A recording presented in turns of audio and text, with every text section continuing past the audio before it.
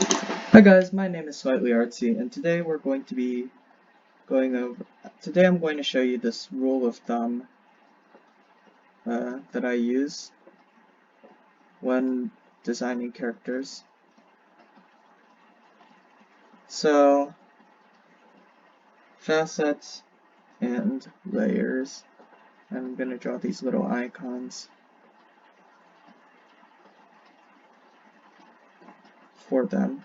So, facets and layers are sort of how I make my characters and not just archetypes or stereotypes, you know?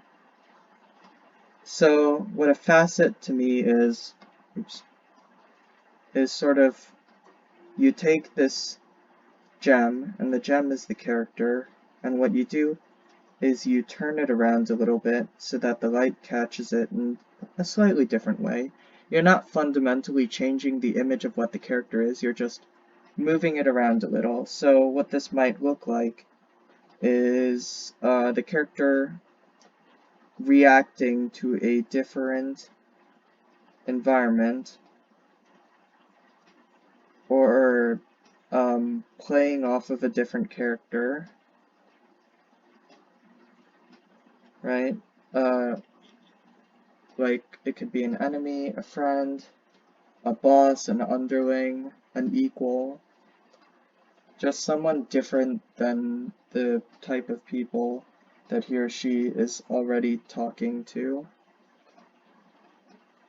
And just sort of revealing various trivia, you could say, about them. So, like, let's say I revealed in some chapter that she likes eating eggs, and she has a dog at home. Then that doesn't really change the actual character in any fundamental way, but what it does do is it humanizes her, it makes her feel more like a real person. Um, it takes her away from whatever stereotype or archetype that you were originally using, and instead makes your character more unique. So facets are important. Layers are more like you profoundly, fundamentally changing the way the character works, right? Either you are changing so this is either say, the tired Disney twist villain trope. Oh, they look all nice. All of a sudden, they are evil, right? I can't believe I drew that wrong. So that's a layer, and it's debatable about whether that's a good thing or a bad thing, but it changes the way that you fundamentally view the character, right? Or rather than peeling back the character's mask, it could be more like the character themselves changing. Like in Breaking Bad, Walter White, he changes over time. He gradually, well, not gradually, but he becomes more willing to kill people, to use violence. At the same time, a character could be, could move in the other direction, becoming more good rather than bad. So we can call this a moral shift. And I mean, what really is good and bad, right? Let's say a character used to value her family more, but then slowly over time she starts to value the truth, and so she's willing to, let's say, expose some dark secret her family is holding that she knows will ruin them, but at that point the guilt is too much. She's gotta let it all out, you know? So what these do basically is they change your character. I mean, most characters you make, they're probably going to be built off of some kind of archetype. or stereotype, and I mean, that's not a bad thing, right? But then you gotta build on that, and facets are the small things that make your character more human. Maybe not relatable, but more understandable.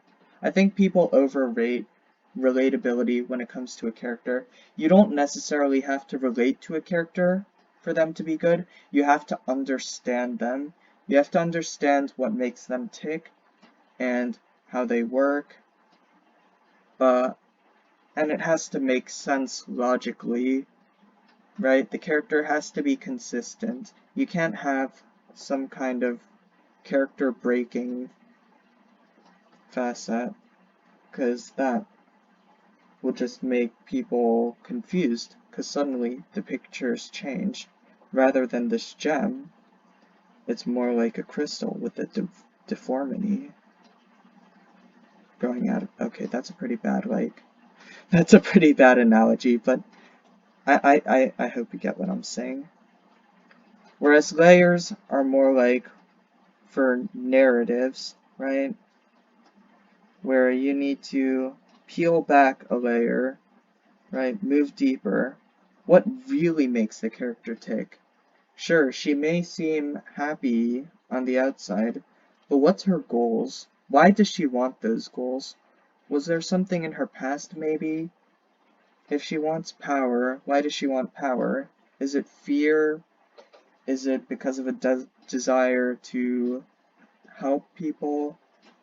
Is it because her parents never loved her as a child? I mean, if you think about it, that's a pretty common thing for people to cite whenever they make a character. Parental issues are very common in fiction. When she works past an issue, when she succumbs to a vice, when she chooses friendship over her own selfish goals, when she chooses her selfish goals over the people who care about her, it makes for a dynamic character. And if you don't view her the same way, then that means you're less likely to get bored of her. So that's also an important sort of thing. To have the character that is interesting, in my opinion. You may not ever relate to her, what she's been through, what she's going to do, what her emotions, but she can still feel like a human to you, just not the type of human that you are. And that's what making your character have layers and facets is all about. Building them so that they're not just— so that they feel more human.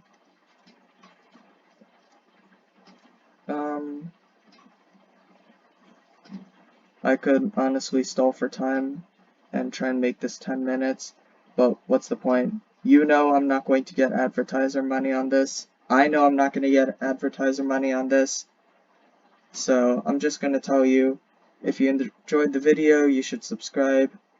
If not, then, well, your loss and also my loss. Have a nice day wherever you are, and Roach Girl Supremacy.